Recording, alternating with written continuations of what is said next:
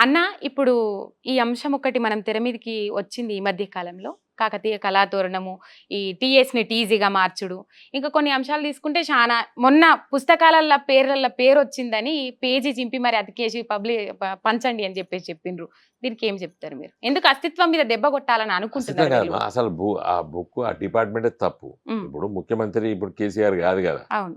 కాబట్టి అది ఉన్నదని అసలు అధికారులే తప్పది. అవును. అధికారులు మరి ఈ నెక్స్ట్ ఇయర్ బుక్ ప్రింట్ అయినప్పుడు అప్‌డేట్ జేసుకోవాలి గదా! వాళ్ళు. అప్‌డేట్ జేసుకోవాలి గదా! అది చేసుకోవాలి. వాళ్ళ తప్పది. హ్మ్. కాబట్టి టీజీ నుండి టీఎస్ నుండి టీజీ జేయడము, సరే ఆ రోజుల్లో వీళ్ళకంటే మొదలే టీజీ అని మేమే ఆ రోజు ఉద్యమకాలంలో రాసాము. హ్మ్. అయితే టీజీని ఎందుకు వద్దు అని అనుకున్నామంటే తమిళనాడు, హ్మ్. టీఎన్, హ్మ్. త్రిపుర, హ్మ్. ఆ! టీపీ, టీఆర్ ఇట్లుంటాయి. అయితే మన తెలంగాణ గూడా టీజీ పెడితే ఇది ఏ రాష్ట్రందో అర్థం గాదు దేశవ్యాప్తంగా. ఎందుకంటే మన లారీలు, బస్సులు పోతాంటాయి గదా! అవును. వివిధ రాష్ట్రాలకి. హ్మ్. టీఎస్ అంటే తెలంగాణ స్టేట్ హ్మ్. అనేది ఉంటదని జెప్పి కేసీఆర్ గారు ఆ నిర్ణయం తీసుకున్నారు. సరే టీఎస్ ఉన్నా, టీజీ ఉన్నా దాని పెద్ద ఎవడు పెద్ద సీరియస్‌గా నేను అనుకోను. కానీ కళాతరుణం లోపట ఇది రాజరిక వ్యవస్థది. అవును.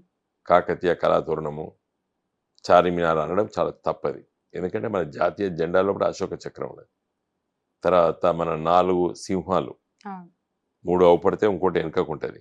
అది సారనాథ్. హ్మ్. అది అశోక చక్రవర్తిది. హ్మ్. మరి వాళ్ళు కూడా రాజరిక వ్యవస్థనే గదా! అవును. ఇంకా వాళ్ళు ఎంపైర్ వాళ్ళు. సామ్రాట్. కాబట్టి అది చాలా తప్పు. మరి మన 3 రంగుల జెండా, మన జాతీయ జెండాని ఎర్రకోట పైన నుండి ఆవిష్కరిస్తాం. ఆ! ఆగస్టు అవును. 15థ్ నాడు. హ్మ్. మరి ఎర్రకోట ఎవరు? మొఘల్ చక్రవర్తులు కట్టింది. కాబట్టి ఇది చరిత్ర గురించెల్లి అవగాహన లేని వాళ్ళు, హ్మ్. పూర్వ వైభవాన్ని చెప్పుకోవడం తప్పు అనేటువంటి దుర్మార్గమైన ఆలోచనలు కొంతమందికుంటాయి. వాళ్ళు చెప్తే ఈ రేవంత్ రెడ్డి మాట్లాడుతున్నాడు. కాకతీయ కళాతోరణం లోపట ఆ వైభవం ఉంది. గేట్‌వే రండి. ఆ! ఈడ మీ అభివృద్ధి జరిగింది.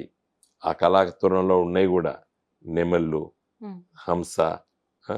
తర్వాత ఆనాడు ఉన్నటువంటి కాంటెంపరరీ సొసైటీలో ఉన్నటువంటి అవన్నీ గూడా చెక్కబడ్డాయి కళాతోరణం లోపట. కాబట్టి రేవంత్ రెడ్డి గారు ఒక సర్వే చూడండి. మీరు అవును. ఇంతవరకు చూడలేదు కావచ్చు వరంగల్ ఫోర్ట్. హ్మ్. వెళ్లి చూడమని గూడా చెప్తున్నా నేను. అది ఇంత వైభవం ఉంటది. అక్కడ పోతే ఆ స్పిరిట్ ఉంటది.